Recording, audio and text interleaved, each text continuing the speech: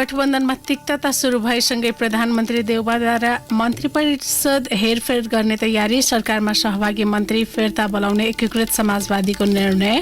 तत्कालका लागि वाम एकता कर्णप्रिय तर अपत्यारिलो, कम्युनिस्ट नेतृत्वको व्यक्तिगत महत्वाकांक्षा नै कार्यगत एकताका लागि समेत बाधक। यस वर्ष एक साता अघि नै नेपालमा मनसुन भित्रियो। पूर्वी भूभागमा आजदेखि मनसुन प्रवेश गरे पनि मुलुकका अन्य भूभागमा भने केही दिनपछि प्रवेश हुने जल तथा मौसम पूर्वानुमान महाशाखाको भनाए।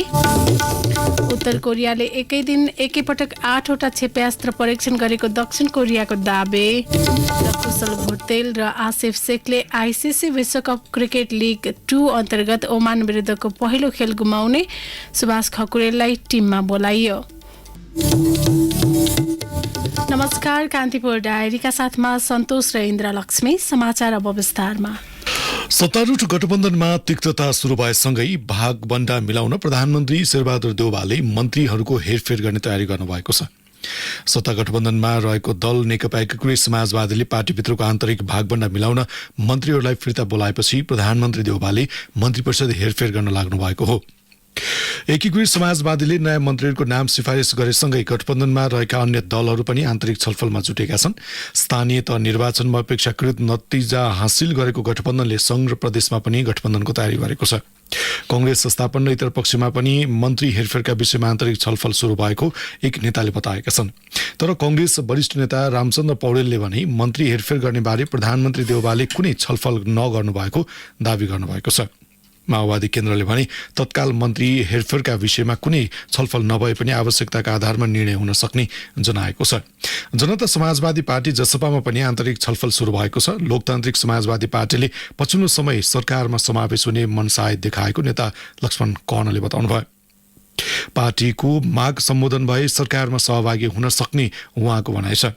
पछिल्लो समय लोकतान्त्रिक समाजवादीका अध्यक्ष महन्त ठाकुरले प्रधानमन्त्री शेरबहादुर देउवासँगको छलफललाई तीव्रता पार्नु भएको थियो भने गत वर्ष असार 28 गते सर्वोच्च अदालतको परमादेशपछि 29 गते गठबन्धन सरकारको प्रधानमन्त्रीमा शपथ लिनुभएका देउवाले त्यही दिन कांग्रेसबाट 2 र माओवादी केन्द्रबाट 2 गरी 5 सदस्यीय मन्त्री परिषद गठन गर्नुभएको थियो। यसैबीच आवश्यकताका आधारमा सत्तारूढ गठबन्धनको बैठक बस्ने तयारी भएको छ। राष्ट्रिय जनमोर्चाका उपाध्यक्ष दुर्गा पौडेलले आवश्यक छलफलका लागि गठबन्धन बैठक बस्न सक्ने तयारी भएको तर आधिकारिक सूचना आइ नसकेको बताउनुभयो। उहाँले भोलि बिहान बैठक बोलाउन सक्ने सम्भावना रहेको पनि जानकारी दिनुभयो।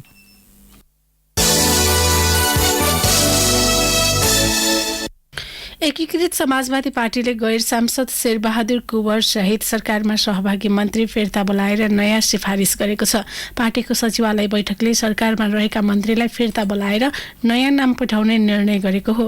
गत फागुनमा राष्ट्रिय सभाको 4 वर्षे कार्यकाल पूरा गरिसक्नु भएका गैर सांसदमा श्रम तथा रोजगार मन्त्रालयको जिम्मेवारीमा सिफारिस गरेपछि अहिले पार्टीमा असन्तुष्टि सुरु भएको छ।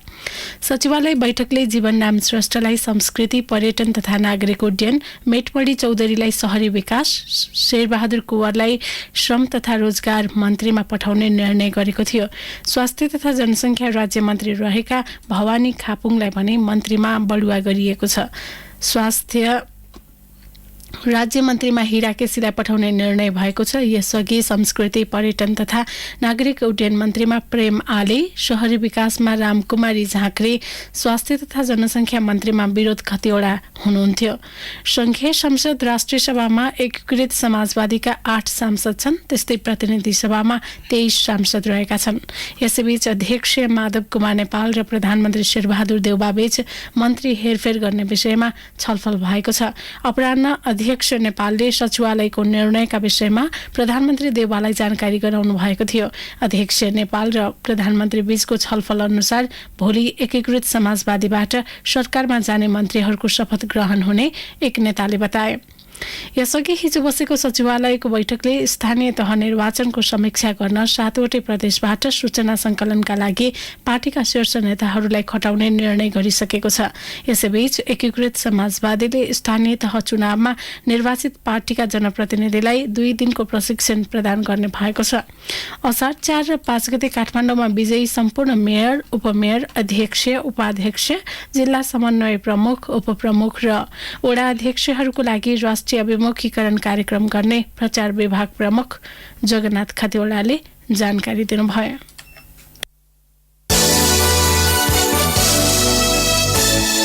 अब कान्तिपुर सविस्तारको पालो। कान्तिपुर सविस्तार। वाम लोकतान्त्रिक गठबन्धन गरेर स्थानीय तहको निर्वाचनमा होमिए पनि अपेक्षा अनुसारको परिणाम नआएको भन्दै असन्तुष्ट कम्युनिस्ट शक्तिहरूबीच वाम एकताको प्रसङ्ग पुनः छेडिएको छ। यसअघि वाम एकता गरेर सङ्घीय निर्वाचनमा झण्डै 2/3 मत प्राप्त गरे पनि त्यसलाई 3 वर्ष टिकाउन नसकेका वाम दलहरूबीच पुनः एकताको सम्भावना कति होला त? 2074 को संसदीय निर्वाचनमा वाम एकताको नाममा चलेको हुन्डरी नेकपाको विभाजनसँगै लगभग शान्त थियो। तर स्थानीय तह निर्वाचन 2079 को अन्तिम परिणाम सार्वजनिक भएपछि वाम एकताको मुद्दा फेरि पिउतिएको छ। विशेष गरी एकीकृत समाजवादीका सम्मानित नेता झलनाथ खनालले सम्मानजनक ढंगबाट गठबन्धन हुन नसकेको र यही असन्तुष्टिकै कारण वाम एकतालाई बल मिलेको अभिव्यक्ति दिएपछि राजनीतिमा नयाँ खिचडी पाक्न लागेको संकेत मिलेको हो। तर एक अर्कालाई खोक्रो राष्ट्रवादी र लम्पसारवादी भनेर चर्को आलोचना गर्ने शक्तिबीचको एकता कति सम्भव होला भन्ने प्रश्न पनि छ। राजनीति आफैमा सम्भावनाको खेल भएकाले अहिले उठेको वाम एकताको प्रसङ्ग चियाको कपको तुफान मात्रै होला भन्न सकिन्न। एकीकृत समाजवादीका सम्मानित नेता खनाल वामपन्थीहरूको बीचमा एकता हुनु चाहिँ वस्तुगत आवश्यकता हो। तर यति बेला वामपन्थी आन्दोलनका मेजर संगठनका नेताहरू अहिले वामपन्थी एकताको पक्षमा देखिनुहुन्न। त्यसो हुनाले तत्काल वामपन्थी एकताको आवश्यकता भए पनि त्यो सम्भावना चाहिँ निकै कमजोर। कम्युनिस्ट शक्तिहरूको सैद्धान्तिक धरातल कमजोर भएकै कारण वाम एकता बेला बखत हुने र टुट्ने गरेको छ। व्यक्तिगत लाभ, प्रतिष्ठा र पद लोलुपताकै कारण कम्युनिस्ट पार्टी विभाजन पनि हुने र पर्याय एकता पनि हुने यही कमजोर धरातलकै कारण हो। राजनीतिक विश्लेषक गेजा शर्मा वागले अघिल्लो पटक बनेको वाम गठबन्धनलाई 5 वर्षसम्म टिकाउन नसक्नेहरू बीच अर्को एकता बन्ने र त्यसलाई जनताले भोट हालेर जिताउने भन्ने अहिले नै कल्पना भन्दा बाहिर भएको तर्क गर्छन्। त्यो सरकार र त्यो गठबन्धन 3 वर्ष नहुँदै असफल भएर पार्टी सरकार मात्रै विघटन भएन, पार्टी नै विभाजन भएको कारणले गर्दा मलाई लाग्छ अहिले वाम गठबन्धन हुने सम्भावना निकै कमजोर देखिन्छ।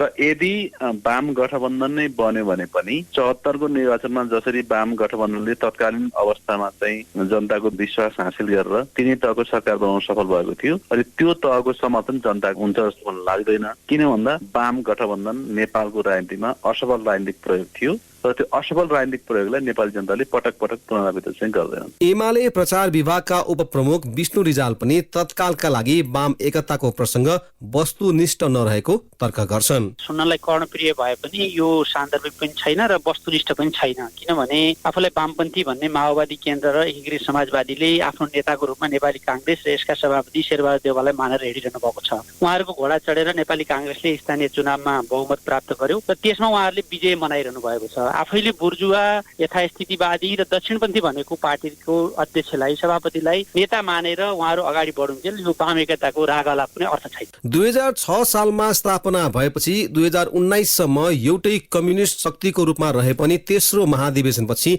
हालसम्म आउँदा कम्युनिस्ट घटकहरू विभिन्न खेमामा विभाजित भएका छन्, जसका कारण उनीहरूको स्कुलिङ त फरक छ नै, इतिहासको मूल्याङ्कनमा पनि आफ्नै धारणा छन्। नेकपा माओवादी केन्द्रका अध्यक्ष पुष्पकमल दाहालको यो भनाइले पनि त्यही संकेत गर्छ। हिजो एमालेलाई हामीले गठबन्धन र पार्टी एउटै बनाउँदा त हाम्रो उद्देश्य त राम्रो उद्देश्यका साथ हामीले गरेको हो नि, तर यति धेरै अहंकार आयो त्यसको लिडरशिपमा, सबै हामी नै हो भने जस्तो गर्यो। हामी त्यसका विरुद्ध विद्रोह गर्न पनि ठाउँमा पुगियो। अहिले कांग्रेसको फेरि त्यस्तै होला कि भन्ने डर पैदा भएको छ। हामीले प्रधानमन्त्री बनायौं, मेहनत गरेरै बनाएको प्रधानमन्त्री हो, हाम्रो अहिले पनि उहाँ भइराख्नुहोस् भन्ने छ, हाम्रो अर्को केही छैन। हामी गठबन्धन लाने, तर हामी चिन्तित छौं यति बेला फेरि कांग्रेस पनि एमाले जस्तै अहंकार र दम्भ चुलिएर माओवादी केही नै होइन, अब स्थानीयमा नि धेरै जसो ठाउँमा ठेगान लाइयो, अब प्रदेश र संघमा नि ठेगान लाउने भन्यो भने हामीले फेरि एमालेलाई ठेगान लाए जस्तै फेरि कांग्रेसलाई लगाउने दिन नआओस् भन्ने छ हामीलाई। चुनावी तालमेल, पार्टीगत एकता आफैमा अस्वाभाविक होइन। त्यसका लागि सिद्धान्त र विचार मिल्ने शक्तिसँग एजेन्डामा एकता हुन सक्छ। यसअघि कम्युनिस्ट विचारधारा बोकेका पार्टीबीच एकता हुँदा समेत त्यो लामो समय नटिकेको दृष्टान्त नजिकै रहेकाले पनि वाम एकता पत्यारिलो विषय नरहेको ठान्छन् एमाले नेता रिजाल। वामपन्थी पार्टीहरू बीचको कार्यगत एकता भयो भने त्यसमा एजेन्डामा समानता हुन्छ भने, दक्षिणपन्थी पार्टीहरूको बीचको भयो भने उनीहरूको बीचको एजेन्डामा समानता हुन्छ। फाइदा घाटा हेरेर आफूलाई चुनावी जोड घटाउ हेरेर चाहिँ सिद्धान्तहीन ढङ्गले तालमेल गर्ने कुरा देखिन्छ। यो चाहिँ लोकतन्त्रको विकृति हो भन्ने ठान्छु म। राजनीतिक विश्लेषक वाग्लेका अनुसार आफू कमजोर भएको थाहा पाएपछि कम्युनिस्ट शक्तिहरू वाम एकताको राग अलाप्छन्। विगतमा नै कम्युनिस्ट पार्टीहरू असफल भएको कारणले गर्दा अब अहिले सबै पार्टीहरू कमजोर छन् र कमजोर भएको कुरा त भर्खरै सम्पन्न स्थानीय तहको निर्वाचनमा पनि पुष्टि भयो र नेपाली कांग्रेस ठूलो पार्टीको रूपमा स्थापित भएको कारणले गर्दा र आगामी निर्वाचनमा चाहिँ पराजित मानसिकताले ग्रसित भएको कारणले गर्दा अहिले पुनः वाम गठबन्धनको नारा दिएको देखिन्छ। आदर्श त नेपालमा रहेका वामपन्थी शक्तिहरू बीच कार्यदिशामा त्यति ठूलो अन्तर छैन। राजनीतिक कार्यदिशा स्पष्ट नभएकै कारणले यसअघिको वाम एकता 3 वर्ष नपुग्दै धरापमा परेको हो। टुक्रिएर छिन्न भिन्न भएका वाम पार्टीहरू पनि नीतिगत र सैद्धान्तिक रूपमा एकताकै पक्षमा भए पनि शीर्ष नेतृत्वको बढ्दो महत्वाकांक्षा र वाम लोकतान्त्रिक गठबन्धनले स्थानीय तह निर्वाचनमा पाएको सफलताले अहिले नै वाम एकताका लागि मार्ग प्रशस्त गरिहाल्ने अवस्था भने छैन। रेडियो कान्तिपुरका लागि पवन आचार्य। कान्तिपुर सविस्तार।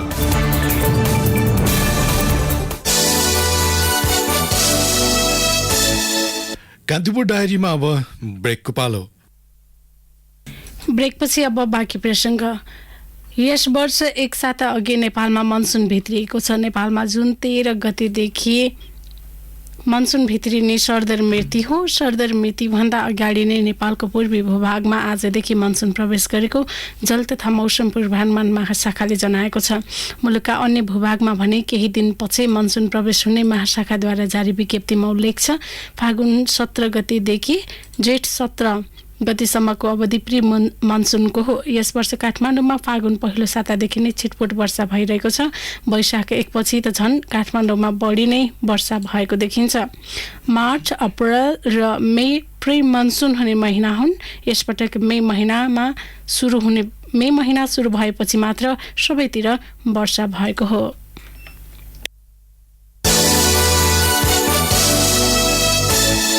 लोकतान्त्रिक समाजवादी पार्टीले स्थानीय तह निर्वाचनमा चौतर्फी घेराबन्दीमा परेर सन्तोषजनक नतिजा हात पार्न नसकेको निष्कर्ष निकालेको छ। काठमाडौँमा 2 दिन चलेको पार्टीको कार्यकारिणी समितिको बैठकमा नेताहरूले सत्तारूढ गठबन्धन र नेकपा एमालेको चपेटामा परेको जनाएको हो।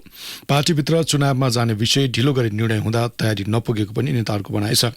बैठकमा स्थानीय तह निर्वाचनको समीक्षा, आगामी संघ र प्रदेशमा हुने चुनावमा दलहरूसँग हुने समीकरण लगायतका विषयमा पनि छलफल भएको कार्यकारिणी सदस्य केशव झाले बताउनुभयो। आगामी निर्वाचनमा पार्टीसँग एजेन्डा मिल्ने दलहरूसँग चुनावी समीकरण गर्ने निर्णय पनि भएको छ।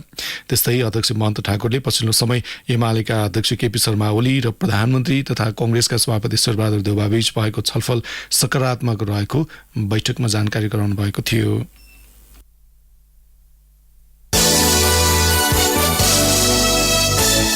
प्रधानमन्त्री शेरबहादुर देउवा र सम्माननीय सभामुख अग्निप्रसाद सापकोटा बीच आज प्रधानमन्त्री निवास बालुवाटारमा भेटवार्ता भएको छ। अपराह्न भएको भेटमा प्रतिनिधि सभा अन्तर्गतको राज्य व्यवस्था तथा सुशासन समितिको रिक्त सभापति चयन, सार्वजनिक लेखा समितिको नेतृत्वका सम्बन्धमा छलफल भएको सभामुखको सचिवालयले जनाएको छ। यस्तै नागरिकता लगायत विचाराधीन विधेयकहरू र उपसभामुख चयनका विषयमा पनि छलफल भएको बताइएको छ।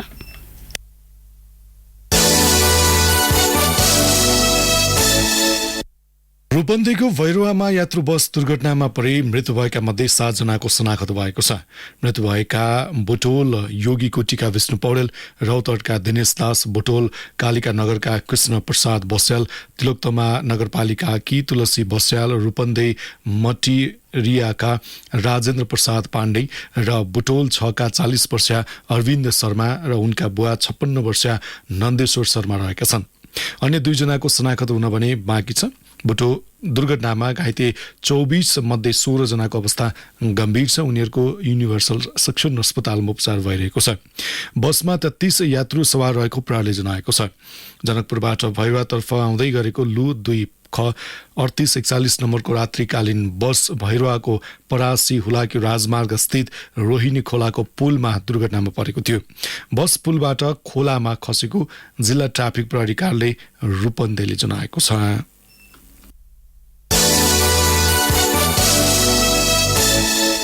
सुदूरपश्चिम प्रदेश सरकार स्थापनाको पहिलो कार्यकालको अन्तिम वर्ष 2079-80 को नीति तथा कार्यक्रम आज प्रदेश सभामा प्रस्तुत गरिएको छ।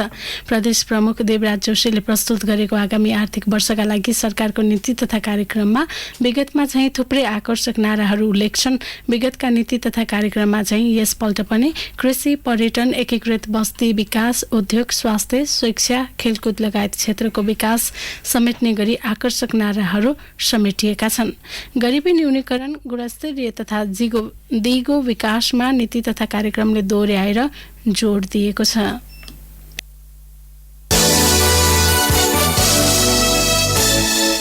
विश्व वातावरण दिवस नेपालमा पनि विभिन्न कार्यक्रम गरी मनाइएको छ। संयुक्त राष्ट्र सङ्घीय वातावरण कार्यक्रमको आह्वानमा सन् 1974 देखि हरेक वर्ष जुन 5 तारिकको दिनलाई विश्व वातावरण दिवसका रूपमा मनाउने गरिन्छ। नेपालमा दिगो प्रकृति मैत्री जीवनयापन पृथ्वीको संरक्षण भन्ने नारा राष्ट्रिय नाराका साथमा विभिन्न कार्यक्रमको आयोजना गरी विश्व वातावरण दिवस मनाइएको हो। विश्वभरि तापक्रम वृद्धिसँगै समस्या र चुनौती थपिएको छ। वातावरण प्रदूषणले पृथ्वीको तापक्रम बढ्न गई जलवायु परिवर्तन हुँदा हिउँ पग्लने, हिमतालहरू फुट्ने, बाढी पहिरो जाने, बस्ती डुबानमा पर्ने जस्ता समस्याहरू बढेको छ। वातावरण प्रदूषणका कारण समस्याहरू पनि वृद्धि हुँदै गइरहेका छन्। जलवायु परिवर्तनका कारण सिमसार क्षेत्र उल्लेखनीय मात्रामा घटेको, प्रत्येक 10 जनामा 9 जनाले अस्वस्थकर वायुमा सास फेर्ने गरेको वन तथा वातावरण मन्त्रालयले जनाएको छ। त्यस्तै प्लास्टिकका कारणले हुने प्रदूषणका कारण वार्षिक 19 अर्ब अमेरिकी डलर बराबरको आर्थिक नोक्सानी पनि हुने गरेको छ।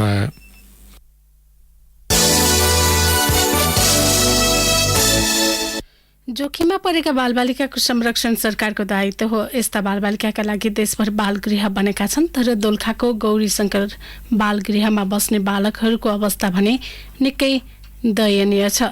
उनीहरू भूकम्पले चिरा परेका भवनमा जोखिम मोलेर र चिसो भुइँमा रात काट्न बाध्य छन्। एक रिपोर्ट।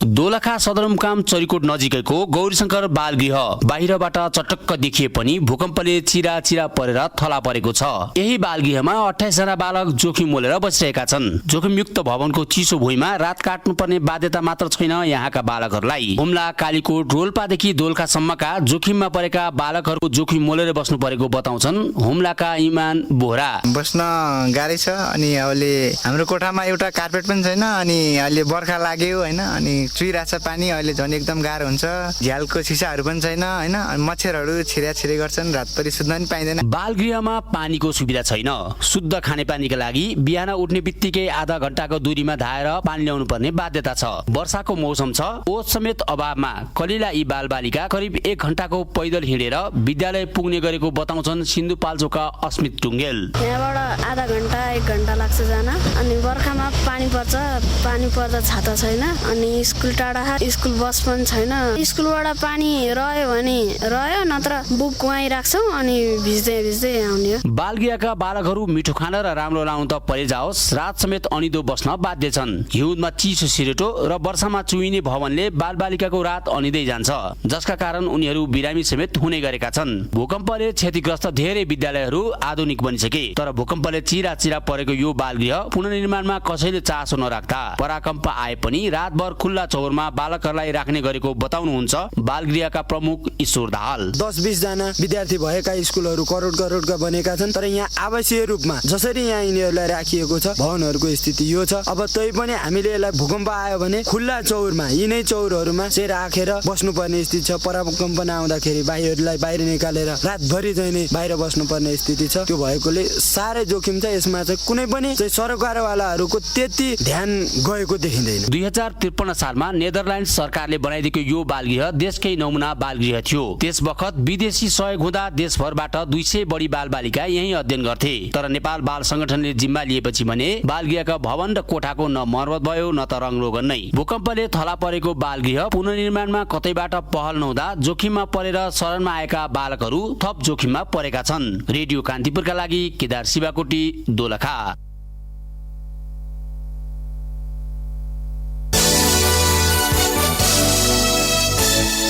पछिल्लो 24 घण्टामा नेपालमा थप 13 जनामा कोरोना भाइरस संक्रमण पुष्टि भएको छ। स्वास्थ्य तथा जनसङ्ख्या मन्त्रालयका अनुसार 2634 जनाको कोरोना परीक्षण गर्दा सुसङ्ख्यामा संक्रमित थपिएका हुन्। 9 जना संक्रमण मुक्त भएको मन्त्रालयले जनाएको छ।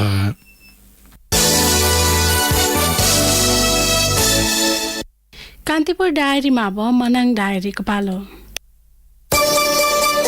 मनाङ डायरीबाट आश गुरुङको नमस्कार। सरकारले विनियोजन गरेको बजेट अनुसार प्रति व्यक्ति वितरण गर्ने हो भने हिमाली जिल्ला मनाङको नार्पभूमि गाउँपालिकाका 1 जनालाई 3,57,788 रुपैयाँ 94 पैसा पर्ने देखिएको छ। संघीय संरचना अनुसार 4 गाउँपालिकामा विभाजित मनाङको नार्पभूमि गाउँपालिकामा जनगणना 2078 अनुसार कुल 398 जना मात्रै जनसङ्ख्या छ। संघीय सरकारले आर्थिक वर्ष 2079-80 मा विनियोजित अन्तर सरकारी वित्तीय हस्तान्तरण बजेट अन्तर्गत मनाङको नार्पभूमि गाउँपालिकामा 14 करोड 24 लाख रुपैयाँ बजेट विनियोजन गरेको छ। नार्पभूमि गाउँपालिकाका निमित्त प्रमुख प्रशासकीय अधिकृत महेश पाक्रिनका अनुसार जाडो छल्न नागरिकहरू सहर बजारमा झरिसकेपछि जनगणनाको तथ्याङ्क लिएकाले जनसङ्ख्या कम देखिएको बताउनुभयो। उहाँका अनुसार मतदाता संख्या नार्पभूमिमा 448 छन्।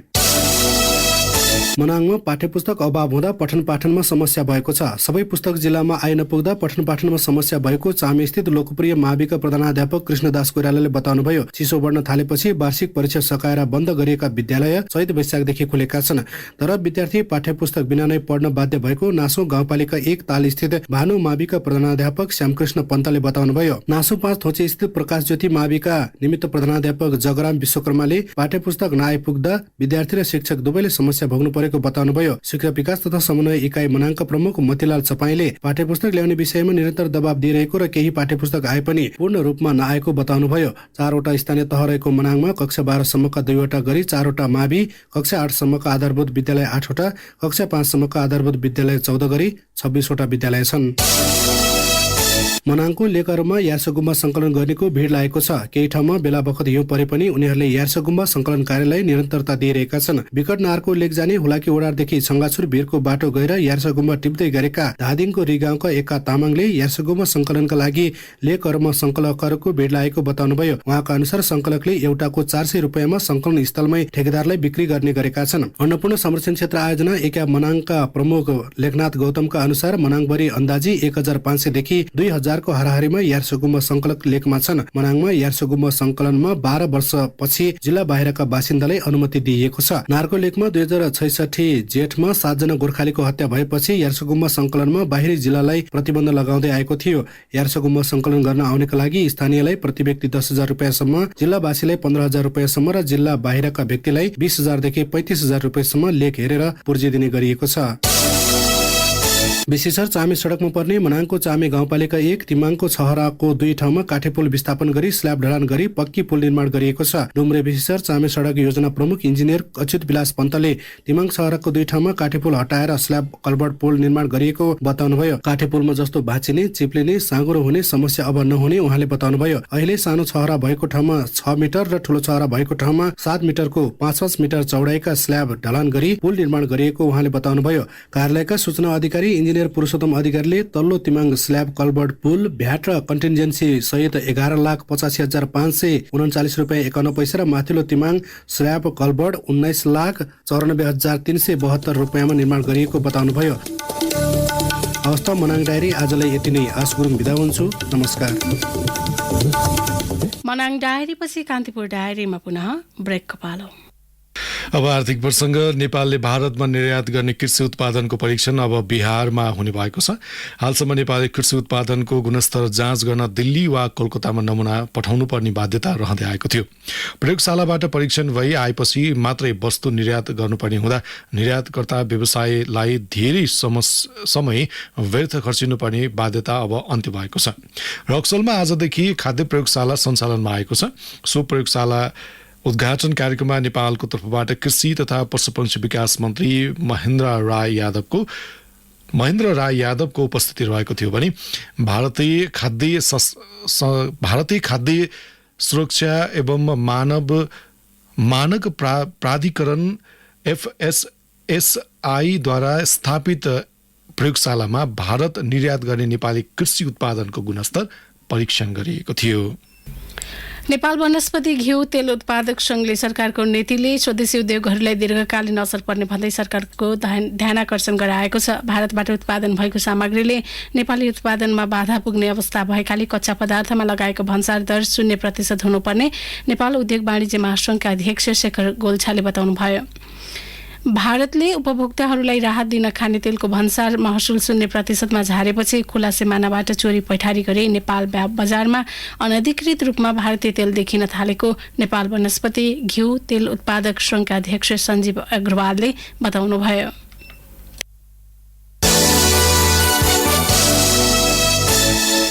अब अन्तर्राष्ट्रिय प्रसङ्ग उत्तर कोरियाले एकै पटक 8वटा क्षेपणास्त्र परीक्षण गरेको दक्षिण कोरियाले दावी गरेको छ। दक्षिण कोरियाको जोइन्ट चिफ अफ स्टाफले प्याङगोङबाट पूर्वी किनारा स्थित समुद्रमा क्षेपणास्त्र प्रहार गरेको दावी गरेको हो। जापान सरकारले पनि क्षेपणास्त्र प्रहारको पुष्टि गरेको छ। 2022 को सुरु भएपछि मात्रै उत्तर कोरियाले क्षेपणास्त्र परीक्षण गरेको यो 18औं पटक हो। पछिल्लो परीक्षणलाई उत्तर कोरियाले शक्ति प्रदर्शनका रूपमा लिएको छ। उत्तर कोरियाले एकै पटकमा यति धेरै क्षेपणास्त्र प्रहार गरेको यो पहिलो घटना हो। अमेरिका र दक्षिण कोरियाले संयुक्त सैन्य अभ्यास टुङ्ग्याएको एक दिनपछि उत्तर कोरियाले 8वटा क्षेपणास्त्र परीक्षण गरेको हो।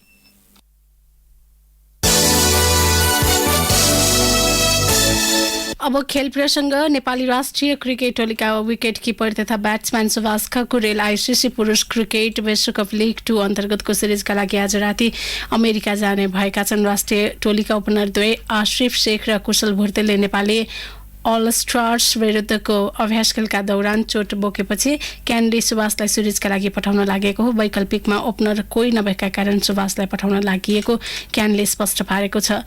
चोटग्रस्त आश्रिफ र कुशलले सिरिज अन्तर्गत ओमान विरुद्ध आगामी जेठ 26 मा हुने पहिलो खेल गुमाउनेछन्। सिरिजमा अमेरिका, नेपाल र ओमान बीच प्रतिस्पर्धा हुनेछ। नेपालले जेठ 28 मा अमेरिका विरुद्ध खेल्दा 31 मा ओमान विरुद्ध खेल्नेछ। त्यस्तै नेपालले असार 1 मा अमेरिका विरुद्ध खेल्ने तालिका छ। हवस्, तिनै प्रसङ्गसँगै कान्तिपुर डायरीका आजका हाम्रा सम्पूर्ण बुलेटिन यही सकिएका छन्। भोलि बिहान नियमित बुलेटिनका साथमा उपस्थित हुनेछौँ। तबसम्मलाई सन्तोष र इन्द्रलक्ष्मी बिदा हुन्छौँ। नमस्कार, शुभरात्रि।